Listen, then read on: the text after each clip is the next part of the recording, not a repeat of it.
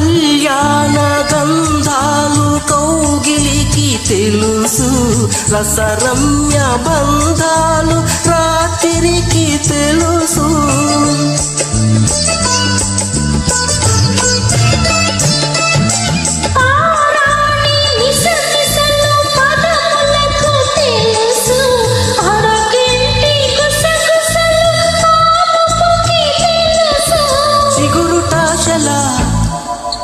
చిలిపి చేతలు పసిడి బుగ్గల పలకరింపులు పడుచు జంటకే తెలుసు.